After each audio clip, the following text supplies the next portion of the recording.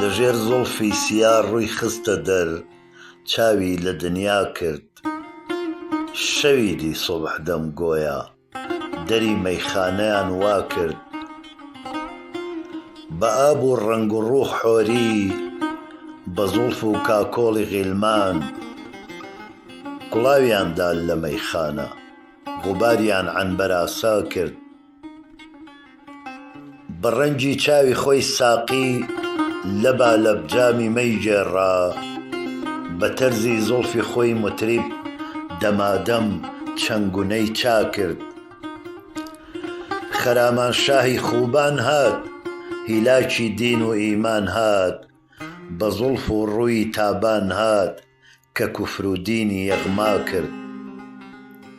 لە جیلوەی قامەتی بەرزی، لە عیشوەی زوڵفی سەد تەرزی، زەمین و ئاسمان لەرزی، سوجودی ڕووی دڵارا کرد.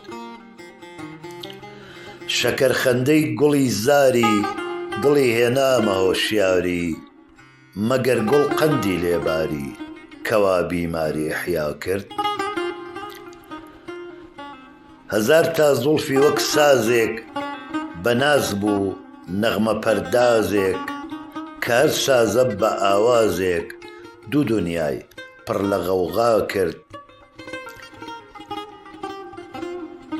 لە عەکسی شۆخ و شەنگێکە، جیهان گوڵگوڵ بە چەنگێکە، هەر ئەوراقی لە ڕەنگێکە، بەیانی حوسنی یەکتا کرد.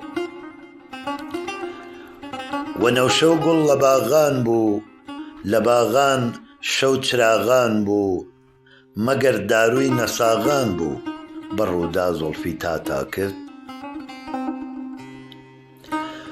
لە تاتا زوڵفی شەوکاری، درەخشان نووری ڕوخساری، لە هەر حەڵقێکی سەد تاری، هەزار خورشیدی بەرپا کرد. غروری حوسنی خۆی وابوو، دەمی پڕخەندە کرد و چوو، کە بۆ خۆی ڕازی خۆی فەرموو، وەفایی بۆچی ڕسوا کرد. هەوا بۆنێکی چینی پەرچەمی کرد و وە کێوان کەوت، سەبا عەترێکی خونچەی زاری هێنا و ڕووی لە سەحرا کرد. نیشانێکی لە ئەنواری جەمالی خۆی بە شەم بەخشی، سەراسەر جانی پەروانەی پڕە سووتان و سەودا کرد. نەسیمێکی لە باغی حوسنی خۆی هێنا و بە گوڵ دادا، سەراپا بولبولی زاری پڕ ئەز ناڵە و تەمەنا کرد. کەمان ئەبرۆیی پەیوەستی، بە غەمزەی چاوەکەی مەستی، کە دای تیرێکی سەردەستی، لە جیسم و جانی ئاوا کرد. مەگەر موژگانی نەشتەر بوو، حەکیمی چاوی دڵبەر بوو، کە خوێنی دڵمی پێ دەربوو، نەخۆشی خۆی مداوا کرد.